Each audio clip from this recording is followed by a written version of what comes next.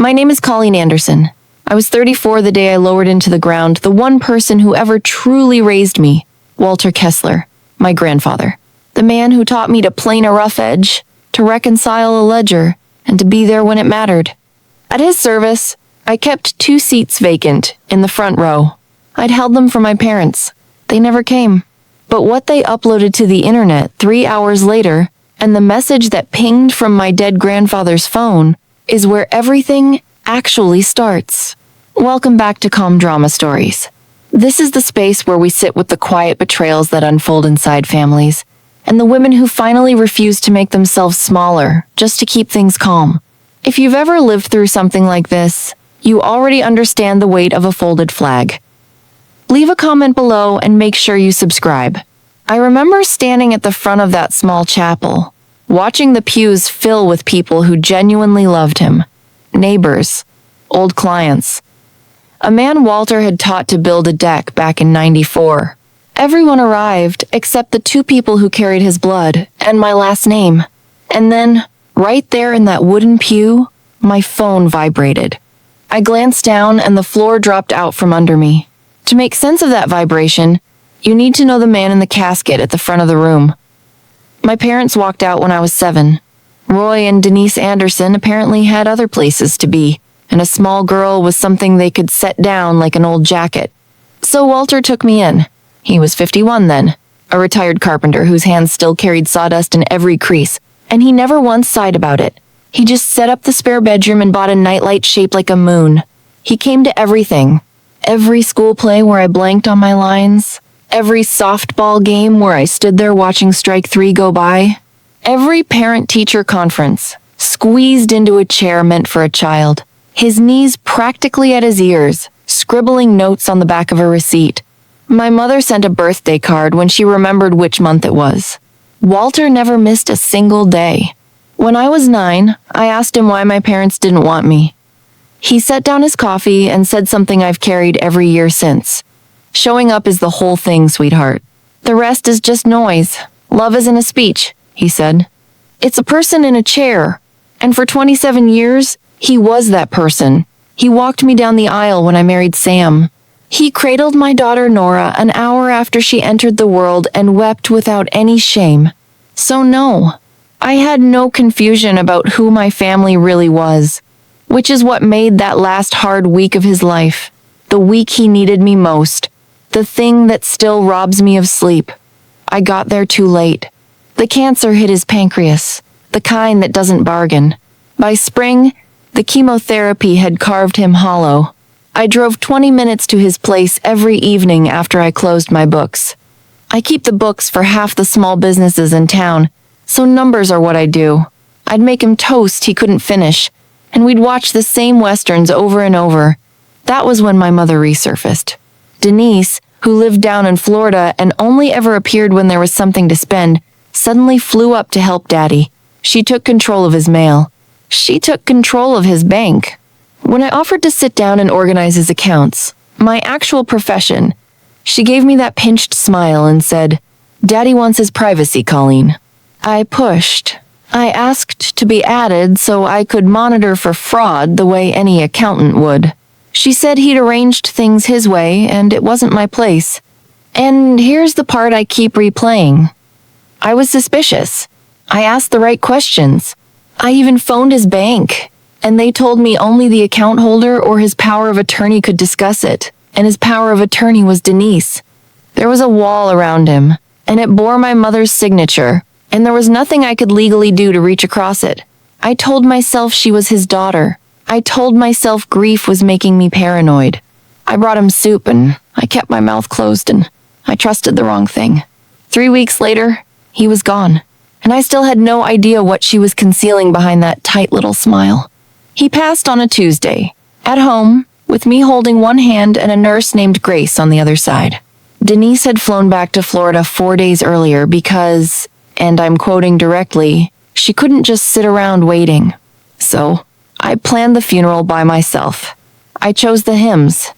I wrote the obituary at my kitchen table at 2 a.m. while Sam slept. I called the church, the florist, the man who digs the graves, and then I called my mother to give her the date. There was a pause, pool sounds in the background, and she said they couldn't make it back in time. Flights were costly. Daddy would understand. They'd say a prayer down there. I held the phone to my ear a long time after she hung up. I thought about Walter in that child-sized chair at every recital. I thought about the receipt he took notes on. Showing up is the whole thing, sweetheart. He'd said it so many times it lived in me like a pulse. And his own daughter couldn't find a flight. Something inside me just went still. The way you go still when a number won't balance no matter how many times you run it. I told myself 2 empty chairs at a funeral was the worst thing they could do to me. I told myself it couldn't sink lower than a daughter skipping her father's burial. I was wrong about that. So completely wrong. The lowest thing was still 3 hours away, and it was already loaded and waiting on a beach in the Caribbean. The funeral fell on a gray Saturday, the kind of morning where the sky can't commit to rain. I arrived early and saved 2 chairs in the front row. I don't know why. Hope is a stubborn creature. I placed a folded program on each seat and waited for a daughter who wasn't coming. The chapel filled behind me. I turned around once and my breath caught, because the room was full. There was the Delgado family, whose fence he'd rebuilt for nothing after the flood. There was old Mr. Aprenzi, weeping into a handkerchief the size of a dish towel. There was a woman I didn't recognize who told me Walter had taught her late husband his entire trade and they never forgot. Half the town showed up for a retired carpenter, and 2 chairs in the front row stayed empty, with 2 little programs resting on them like place cards for ghosts. The pastor spoke. Grace, the nurse, squeezed my shoulder. I stood to read the words I'd written at 2 a.m, and my voice held because Walter's granddaughter does not crumble in public. He raised me steadier than that. I sat back down. I looked at those 2 empty chairs one more time, and that was the precise moment my phone buzzed in my black coat pocket. I almost didn't look, but I did. It was a photo. My mother in a turquoise sarong, gripping a drink with a little umbrella. My father grinning behind her, sunburned and satisfied. White sand, a shade of blue that only exists in travel brochures. And underneath, in her own cheerful handwriting, 4 words I will hear for the rest of my life. Living our best life. Posted publicly. Time-stamped 11 minutes into her father's funeral. My hand went cold around the phone. I don't remember the rest of the service. I remember the parking lot afterward, sitting behind the wheel with the engine off, staring at that photo until the screen went dark, and then turning it back on and staring again. Living our best life. Their best life while I lowered their father into the ground. I've spent my entire career being calm about other people's crises. A missing invoice, a blown budget, a client in tears over a tax bill. I'm the steady one, the one who says, let's look at the numbers. But sitting in that parking lot, I couldn't find a single steady thought. I kept running the math on the timeline. She posted it 11 minutes in, which meant she'd been getting dressed for the beach, picking the filter, composing her caption at the exact hour she knew we'd be singing his favorite hymn. That wasn't forgetting. That was a choice. I was still holding the phone when it buzzed again in my hand. A text this time from a contact saved in my phone under 1 word. Grandpa. His number. The number I'd called every night for months. The number that had gone silent on Tuesday when a nurse named Grace drew a sheet up and I stopped breathing for a while. And now it lit up my screen as if nothing had happened. Sweetheart, come to my house right now. I read it 4 times. My grandfather was in the ground behind me. I had watched him die. There was no version of the world where that phone should be sending me anything. My skin prickled under the black wool. I looked back toward the cemetery, then down at his name glowing on my screen, and I did the only thing his granddaughter could do. I turned the key. Walter's house sat 20 minutes out of town on a road that turns to gravel at the mailbox. I made it in 15. The whole drive, my hands wouldn't quite stop trembling, and I kept the radio off, and I told myself all the reasonable things. A wrong number, a glitch, someone's cruel idea of a joke. But the porch light was on when I pulled up, and the front door stood open, and there was a car in the drive I half recognized. I went up the steps I'd painted with him the summer I turned 12. Inside, At his kitchen table sat a heavy-set man in his 60s, with reading glasses pushed up on his forehead and Walter's phone in his hand. Harold Metz. Walter's lawyer for 30 years and, I think, his last real friend. He stood when he saw my face and said, "Colleen, I am so sorry. I should have called from my own number, but he told me you might not answer for a stranger. He told me you'd come for him." I couldn't speak. Harold set the phone down gently, as if it were still warm. "Your grandfather asked me to do this. Months ago, he made me promise that the day after he passed, I'd get you out here alone, no matter what it took.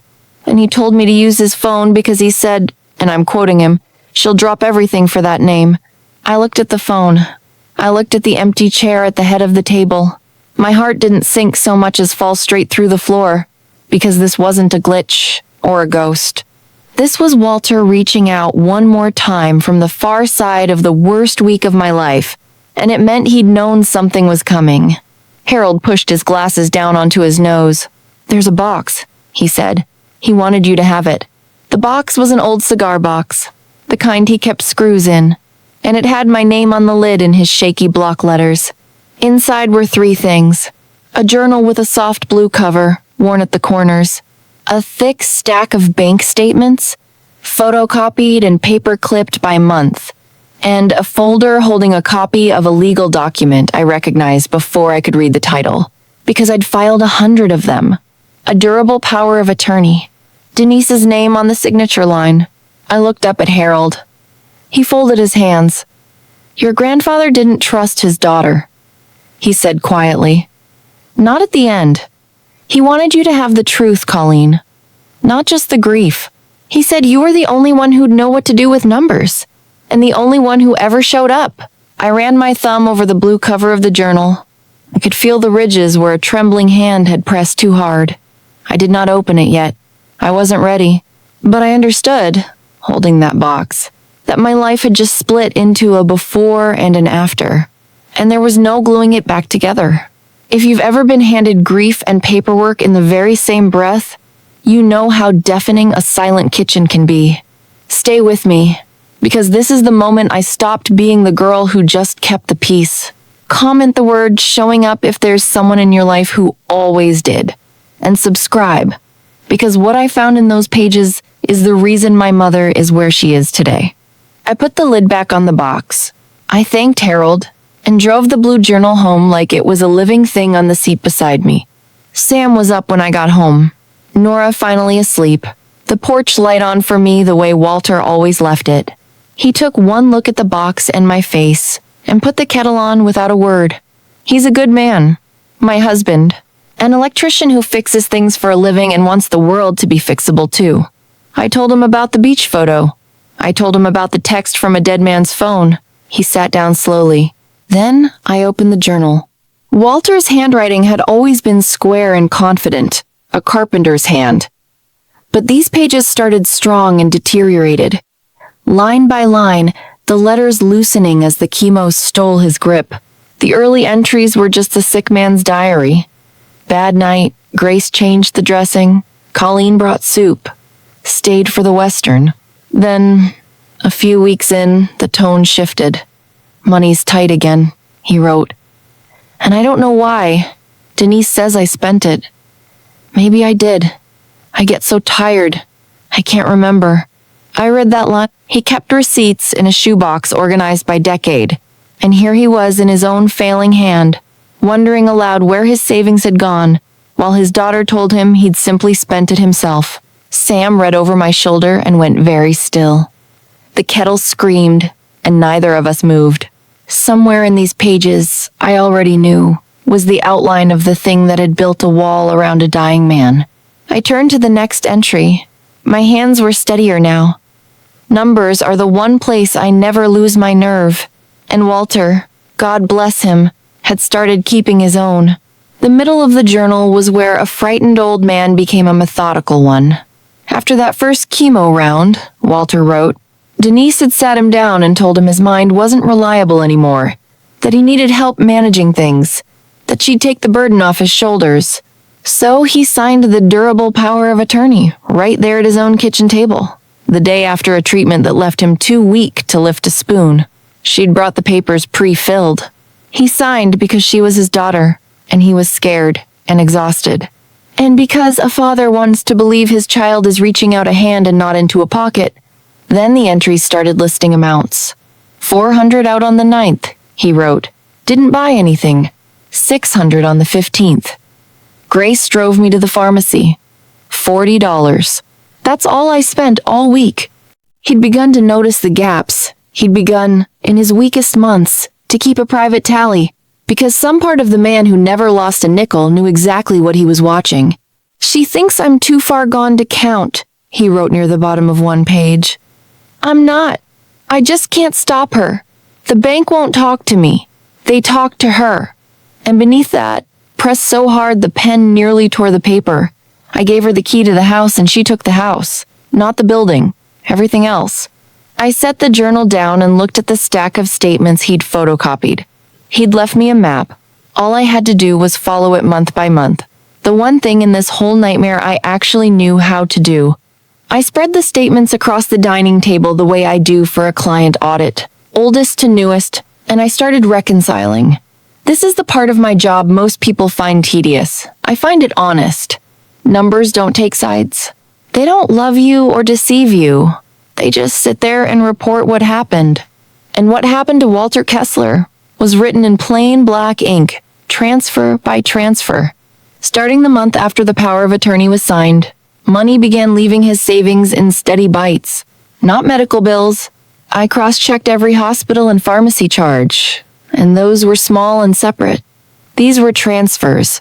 Electronic, clean, regular, moving from his account into an account ending in the same 4 digits, over and over. Some months 3,000, some months 11. A loan here, a reimbursement there, though I couldn't find a single thing she'd ever bought him. A man dying by inches, and every few weeks his own savings walked out the door toward Florida. I built a spreadsheet the way I've built 10,000 of them, and I watched the running total climb up the right-hand column like a fever chart. Sam brought me coffee at midnight and didn't say a word. He knows the look I get when the numbers start telling a story. Around 1 in the morning, I sat back and pressed my hands flat on the table to stop them shaking. Because grief makes you doubt yourself. Grief makes you wonder if you're twisting things, if you're the unreasonable one. But numbers don't grieve. They just tell the truth. And the truth was climbing that column faster than I wanted it to. Before I did anything drastic, I called her. I owed myself that much to say it out loud.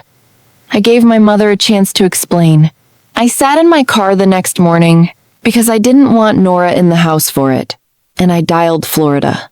Denise answered bright and breezy, still riding her tan. I kept my voice level. I told her I'd been going through Grandpa's papers, that there were some withdrawals I couldn't account for, and I asked plainly what the transfers to her account were for. The warmth dropped out of her voice like a trapdoor opening. That is none of your business, she said. I'm the one settling his affairs, she said. She laughed, and it was an ugly sound. His affairs, she said. His affairs are family business. And last I checked, you're not really family, are you? I said nothing. I let her keep going. The way you let a client dig their own hole during an audit. He felt sorry for you, she said. That's all it ever was. You want to know the truth, Colleen? You are his charity case, not his blood. His blood is me. And what's mine is mine. Then she hung up on me. I sat in the driveway with the phone in my lap for a long time. Charity case, not his blood. She'd handed me the exact sentence she thought would break me. The one engineered to make me sit down and stay small and grateful. 20 years ago it would have worked. But I wasn't 9 anymore, and I had a spreadsheet in the house that didn't care whose blood it was. I went back inside and picked up his journal. I called Harold and asked him to explain the power of attorney to me like I was a jury, not an accountant. He met me at his office, a cluttered little place above the hardware store, and he laid it out straight. A durable power of attorney, he said, doesn't make you an owner. It makes you a fiduciary. That's the entire point. She was legally required to act in his interest, not hers. Every dollar she moved had to be for Walter, his care, his bills, his comfort. She could not lend it to herself, gift it to herself, or reimburse herself for things she never purchased. Doing that isn't a family disagreement, Colleen. That's a breach of fiduciary duty.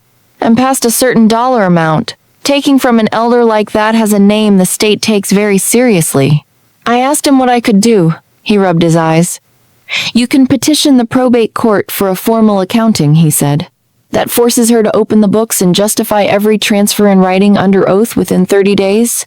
If she can't, and from what you're telling me, she can't, that failure becomes evidence. Then it's not just civil. Then it can go to the prosecutor. He looked at me over his glasses and his voice softened. But I want you to hear the rest of it. This is your mother. You start this, and there is no quiet way to finish it. You could send her to prison. Family doesn't come back from that. I thanked him and drove home with the whole architecture of it finally clear. There was a legal road. It ran straight through my mother, and I hadn't decided yet whether I could walk it. That night, I couldn't sleep. So I went back to the journal, further than I'd read before, into the last entries where his handwriting barely held together. And near the end, pressed between 2 pages, I found a folded scrap of paper. It was a page torn from his prescription pad. On it, in that failing carpenter's hand, he'd written 4 account numbers. His savings, his checking, a CD, and one I didn't recognize. And beneath them, 1 line. If you're reading this, sweetheart, then I was right about them. And I'm sorry. I sat on the edge of the bed and read it until the words blurred. He'd known. That was the thing that undid me more than the photo, more than the empty chairs. He had known what his daughter was doing to him, and he had been too weak and too walled off to stop it. And instead of giving up, he had quietly built a case in a cigar box and handed it to the one grandchild he trusted.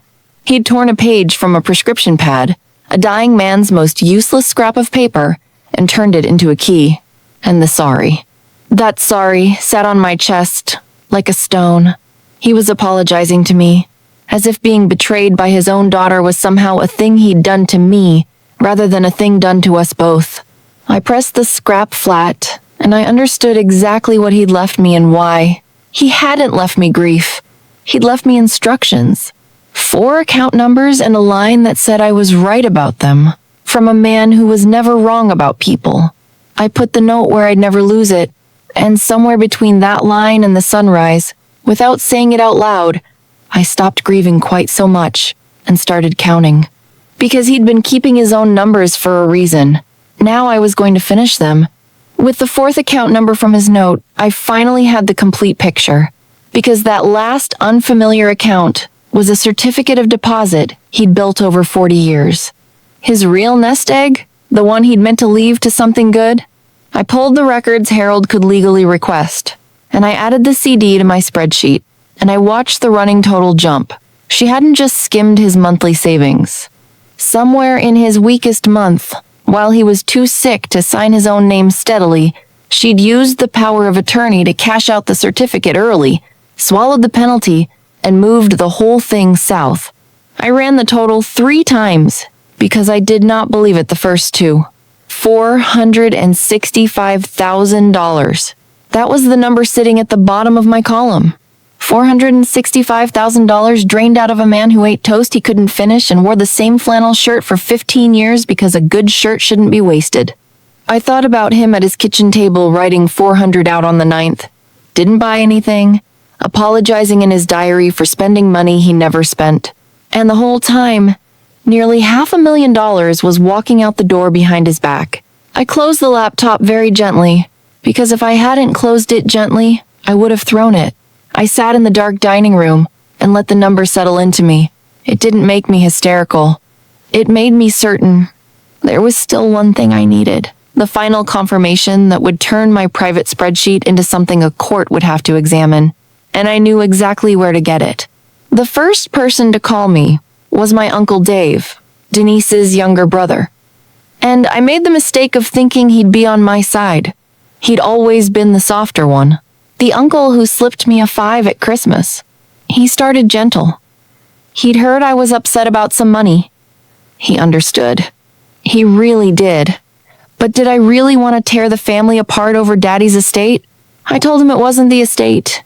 I told him she'd drained Walter's accounts while the man was dying. $465,000. And I had the records. There was a silence on the line, and I could hear him recalculating. And it wasn't sympathy he was doing the math on. Look, Colleen, he said finally, his voice thinner now. Whatever happened, it stays in the family. You go to a court, you drag lawyers in, there's nothing left for anybody. Denise says there's supposed to be a share for me and your aunt too. Don't blow that up. And there it was. He wasn't afraid for Walter. He was afraid for his cut. He was standing in a burning house, asking me not to call the fire department in case the water damaged his share. I told him I loved him and I hung up before I said something I couldn't take back. That was the first one to go. My own uncle choosing a payout over the truth. Choosing his sister's silence over his father's stolen savings. I stood at my window and understood something cold and clean. This wasn't going to be me against my mother. This was going to be me against everyone who wanted a piece and was willing to call Betrayal family business to get it. I was already more alone than I'd been an hour before. The one I didn't see coming was Sam. He waited until Nora was in bed and he sat down across from my spreadsheets with his hands wrapped around a mug he wasn't drinking from. And he said the thing carefully, the way you handle a live wire. Cole, he said, I love you and I loved Walter, but maybe we let this one go. I stared at him. He kept going, gentle and reasonable and wrong. It's not our money, he said. It never was. You go to war with your mother, and it's lawyers. And it's years. And it's Nora watching her mama tear herself up over a dead man's bank account. He can't spend it now. Let's protect what we've got and walk away. I know he wasn't being cruel. He was being a father, standing between his family and a fire. But it landed like a betrayal anyway, because it meant the one person I thought would stand beside me was asking me to sit down. It's not about the money, I told him. It was never about the money, Sam. It's about a man who came to every single thing I ever did. And his daughter couldn't come to his funeral because she was too busy spending what she stole from him. If I let that go, then showing up means nothing. Then love is just whatever people say when the will gets read. He looked at me a long time. He didn't agree. Not that night. He went to bed and I stayed at the table alone with my grandfather's journal and $500,000 in stolen numbers and no one, not one single person, standing with me. And that was when I finally understood what I was going to have to do. She moved faster than I expected. A week after our phone call, I drove out to Walter's house. I don't know why, maybe just to sit on the porch we painted. And there was a realtor's sign hammered into the front yard and a lockbox on the door. She'd flown up, changed the locks, and put his house on the market before the flowers on his grave had wilted. I stood in the gravel drive where I'd parked 100 times, and I couldn't get in. My grandfather's house, the only place on earth that ever felt like home to me, and I was locked out of it by my own mother, selling it out from under him. There was a light on inside. I could see her moving behind the curtains, boxing up his life, and when she saw my car, she came to the window and pulled the curtain shut. Didn't open the door, didn't say a word. Just closed the curtain on me as if I were a solicitor. I stood there in the cold until the porch light he always left on for me clicked off. She turned off his light. That's the detail I can't shake. For 27 years, that light was on for me when I came up the drive, and my mother reached over and turned it off. I drove home with my jaw so tight it ached. She was going to sell the house, pocket the money, salt the earth, and dare anyone to say a word. Because who takes their own mother to court? She was betting everything on the one thing that had kept me small my whole life. She was betting I'd stay quiet to keep the peace. She bet wrong. When quiet threats didn't move me, she tried a loud one. Denise called, the first time she'd called me in weeks, and her voice had that rehearsed calm people use when a lawyer has coached them. She'd heard I was talking to attorneys. She wanted me to understand something. If I came after her, she said, She would tell everyone the truth, that I was the one who'd manipulated a dying, confused old man, that I'd wormed my way into his house, poisoned him against his own daughter, and fabricated these accusations to steal an inheritance I had no blood right to. She said it so smoothly, I knew she'd practiced it out loud before. "You have no idea how this looks, Colleen," she said. "The charity case grandchild, all alone with the sick man, controlling his money. You throw one stone, I throw 10. She was flipping it. In her version, the thief was the victim, and the granddaughter who showed up every night was the vulture. And the awful thing is, I understood it might work on people who didn't know us. A jury doesn't see 27 years of recitals. They see a will and a woman and a lot of missing money, and they wonder. For about an hour after that call, I was genuinely afraid. Not of her, of the story she could tell. Then I remembered what I actually had. Not a story, not a he said. I had Walter's own handwriting, dated in his own failing hand, recording what she was doing to him while she was doing it. I had a fiduciary who couldn't account for a nickel. I had numbers that don't grieve. Let her throw 10 stones. I had the one that was true. She spread Walter's journal, the statements, and the power of attorney across her desk and read for 20 minutes without a word. Then she took off her glasses. "Mrs. Anderson," she said, "in my experience, most of these cases are a fog. Somebody's confused. Records are gone. It's one memory against another. This is not that. Your grandfather did your work for you. He documented his own exploitation in real time and left you a paper trail." She explained the road plainly. First, a petition for a judicial accounting. The probate court orders Denise to justify every transfer under oath within 30 days. When she can't, that's a breach of her fiduciary duty, and it's civil, meaning restitution. And because she acted in bad faith, potentially double the amount taken. But past a threshold, and $465,000 is well past it, this stops being a family lawsuit and becomes financial exploitation of an elder. That's a felony. That's a prosecutor and a criminal record and possibly prison. She set down her pen and looked at me the way Harold had. "You need to decide something before we file," she said, "because a judge can't unring this bell, and neither can you. Once I petition, your mother is on a track that ends in handcuffs if the evidence holds, and your evidence holds." I sat in that chair a long moment. Everything I'd feared and everything I'd wanted were finally the same object on her desk. The road was real. It was paved. And every single mile of it ran straight over my mother. I told Patricia I needed a night, and I meant it. That night was the hardest of the whole thing. Harder than the funeral, because at the funeral there was nothing to decide. This I had to choose. I sat at my dining table and let myself feel the full weight of it. If I signed her papers, my mother, the woman whose face I'd searched for at every recital and never found, would become a criminal defendant. She could go to prison. Whatever thread still connected us, thin and mean as it was, would be severed for good, and I would be the one holding the scissors. There is a version of me, the 9-year-old version, who would have set the pen down and made peace and spent the rest of her life being grateful for scraps. And I sat there and I felt her pulling at me. That small girl who believed if she was just good enough and quiet enough, her mother might finally love her. Keep the peace, don't make trouble, earn it. And then I opened Walter's journal to the line I'd read 100 times. The line he'd said to a crying 9-year-old and written to a grieving woman. Showing up is the whole thing, sweetheart. And I finally understood I'd had it backwards my entire life. I thought showing up meant sitting in the chair no matter what, taking it, staying, keeping the peace. But Walter never once kept the peace with the truth. He showed up for me, which meant he stood between me and the people who'd hurt me. Showing up isn't shrinking, it's standing. He'd spent his last strength standing up for me from inside a cigar box. The very least I could do was stand up for him out loud. I closed the journal. I put the 9-year-old to bed gently for the last time. And in the morning, I called Patricia and told her to file. We filed on a Thursday. I remember because I took the morning off work, and sat in Patricia's office while she walked me through each signature.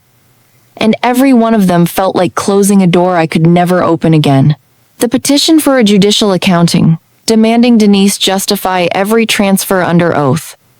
The report to Adult Protective Services, documenting the financial exploitation of Walter Kessler, and an affidavit. My sworn statement, my name at the bottom, testifying against my own mother. Patricia slid each page across, and I signed steady, the carpenter's granddaughter with the accountant's hand, and I did not let it shake. When it was done, she gathered the papers into a folder and said quietly, "You understand there's no undo now. Once this is in front of the court, it belongs to the court, not to you. If they take it criminal, you can't call it off." I said I understood. I did understand. I understood that I had just, with my own hand, ended whatever family I had left, and that the 2 empty chairs at the funeral had only been the beginning. I understood that my uncle would never speak to me again, and my aunt, and half the people I grew up around. I understood I was choosing a dead man over a living one, over a whole living family, and that most people would call me cold for it. I drove home, terrified, genuinely, physically terrified, hands damp on the wheel, but underneath the terror was something I hadn't felt in 27 years, and it took me a while to name it. It was relief. The specific relief of a woman who has finally stopped auditioning for love she was never going to receive and started standing on solid ground instead. The papers were filed, the bell was rung, and somewhere in Florida, a certified letter was already on its way to a woman who thought her granddaughter would always stay quiet. The letter reached her on a Monday, and she called me that same night, and I let it go to voicemail, and then I made myself listen to it. The first 2 minutes were rage.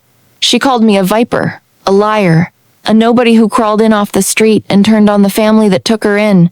She said I had always been jealous, always been grasping, that Walter should have left me on the porch where he found me. I stood in my kitchen and let it wash over me, and it didn't cut the way Charity Case had cut. Somewhere along this road, her words had lost their edge on me.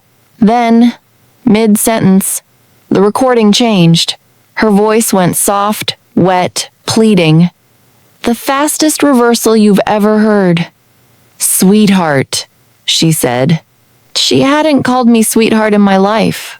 That was his word. And hearing it in her mouth turned my stomach. "Sweetheart, please, we can fix this. Family stays together. Drop the case and you'll still have a mother. Think about Nora. Doesn't your little girl deserve a grandmother?" And there it was. The oldest hook in the world. The exact bait that would have caught me at any earlier point in my life. "You'll still have a mother." As if she'd ever once been one. As if the word were a gift she was offering instead of a debt she'd never paid. I deleted the voicemail. I did not call back. I understood finally and completely that she wasn't sorry. She was cornered. And to a woman like Denise, those feel identical. She would say anything to make the numbers go away, but the numbers weren't hers to make go away anymore. They belonged to a judge now, and the judge was going to want them explained. The 30 days ran out, and Denise's accounting came back to the court exactly as Patricia predicted. Thin, defensive, and full of holes. She listed the transfers as caregiver reimbursements and family loans with no receipts, no signed agreements, no proof Walter had ever consented to a dime of it. For a fiduciary, that's not an explanation. That's a confession with better handwriting. In the weeks before the hearing, Patricia and Harold and I built the file. We laid Walter's journal beside the bank statements and matched his shaky handwritten notes to the actual transfers, date for date. 400 out on the 9th. There it was on the statement. 400 transferred to Florida on the 9th. 600 on the 15th. There it was. He hadn't just left me grief and a hunch. He'd left me a witness statement in his own hand that the bank records confirmed line by line. We built a simple exhibit. His words on the left, the numbers on the right, and the running total climbing to $465,000 at the bottom. Patricia looked at the finished thing and said she'd been practicing 30 years and rarely seen a cleaner case. I should have felt triumphant. Mostly, I felt tired and sad and steady. The night before the hearing, I laid out my clothes and I read Walter's last line one more time. If you're reading this, sweetheart, then I was right about them, and I'm sorry. Then I turned off the light. Tomorrow, I would sit in a courtroom across from my mother and let the numbers he'd kept do the talking. I'd stopped rehearsing what to say to her weeks ago. The whole point was that I no longer needed her to hear me. The probate courtroom was small and paneled in the kind of wood Walter would have run his hand along to check the grain. I sat at the table on the left with Patricia. Harold sat behind us, and behind him in the gallery were the relatives. My Uncle Dave, who wouldn't meet my eyes, my aunt, a cousin or two, all of them there to watch, and none of them beside me. Then Denise and Roy came in, and I almost laughed at the sight of them, because they dressed for it. She wore a cream suit and pearls, her tan gone golden under the fluorescent lights, and she walked in like a woman attending someone else's misfortune. Roy trailed behind her, sunburned still, in a blazer that didn't fit. They had a lawyer in an expensive tie, and the three of them settled in with the confidence of people who had never once been told no. The judge called it to order. Patricia presented the petition, and then Denise's lawyer stood and did what he'd been hired to do, which was to make $465,000 sound like a misunderstanding between loving relatives. He talked about a grieving family, a difficult illness, informal arrangements, the messiness of caring for a dying parent. He was good. He was smooth. And the whole time he talked, the judge kept glancing down at the exhibit in front of him. Walter's shaking handwriting on the left, the bank's cold confirmation on the right, and I watched the judge's face, and I knew the tie and the tan weren't going to be enough, because you cannot smooth talk a running total. You cannot charm a spreadsheet. Denise had built her whole life on the belief that a confident voice could rewrite any number, and she was about to sit in a room where, for once, the numbers got to speak last. The judge called a short recess before ruling, and that's when they made their move. Denise's lawyer caught Patricia in the hallway and asked for a moment with just me. Against her better judgment, Patricia let me hear it, standing right beside me the whole time. The offer was surgical. Denise would return a portion of the money. Not all, a portion. And this was the sweetener. She would sign Walter's house back over to me. My house. The porch. The moon nightlight. The light she'd turned off. In exchange, I would withdraw the criminal referral, drop the affidavit, and sign a confidentiality agreement. Keep it in the family. No prosecutor, no record. And then Denise herself stepped into the hallway because she couldn't help it. And she softened her whole face and reached for my hand and said the line she'd clearly been saving. "Take the house, sweetheart. Let's put this behind us. You'll still have a mother." And I stood there and felt the exact shape of the trap, because it was built out of everything I'd ever wanted. The house. Peace. A mother, even a terrible one, instead of no one. Everything 9-year-old me had prayed for, offered on a hallway floor in exchange for one small thing. My silence. All I had to do was be quiet, take the gift, and let her walk. Keep the peace. The thing I'd done my whole life. I looked at my mother's outstretched hand. I looked at Patricia, who said nothing, who let it be mine, and I felt very clearly two futures pulling at me. The warm, quiet one, where I got my house and swallowed the truth, and the cold, clean one where I lost everything and kept my word to a dead man. My grandfather came to every single thing. The least I could do was not sell him out in a hallway for a set of keys. I took my hand back. "No," I said. Just the one word. Quiet. The way he taught me to say the important things. My mother's face went blank, then furious, because in her whole life, no one had ever handed her a house and gotten a no. We went back into the courtroom, and when Patricia offered the exhibits into the record, I asked if I could speak, and the judge allowed it. I did not raise my voice. I didn't have to. I stood up and I laid it out the way. I lay out an audit for a client. Plainly an order, no heat. I read Walter's own words first. Money's tight and I don't know why. She thinks I'm too far gone to count. I'm not. I just can't stop her. Then I matched each line to the bank's confirmation, transfer by transfer, up to the certificate of deposit she'd cashed out while he was too sick to sign steady, all the way to $465,000. I told the court that this money was never mine to want, and I wasn't there to claim it.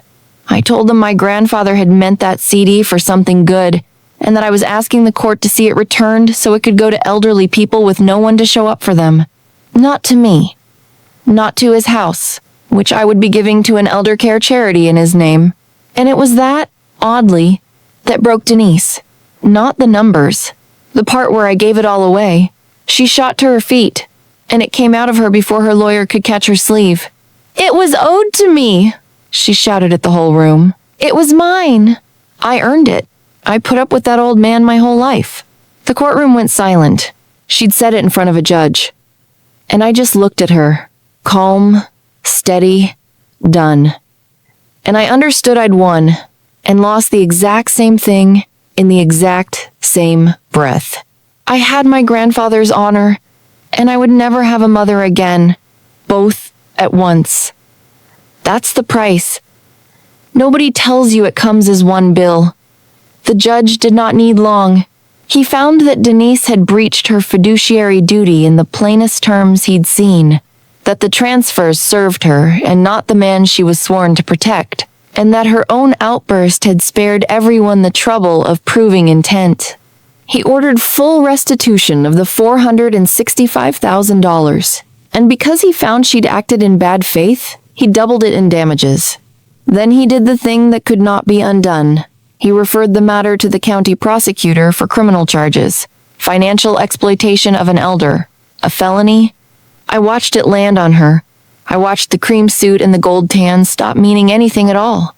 Roy, my father, who had ridden her coattails to that Caribbean beach, leaned away from her in his ill-fitting blazer, already calculating how to save himself. And I knew he'd flip the second a prosecutor offered him a deal. He always did travel light. Nora didn't fully understand. She's 6, but she'll have the journal one day, and she'll understand then. Here is the only thing I know for sure now. Love is not what people say when the will gets read. It is not a caption on a beach or a card that comes the month your birthday falls in. Love is who is sitting in the chair when no one is watching, and nothing is owed.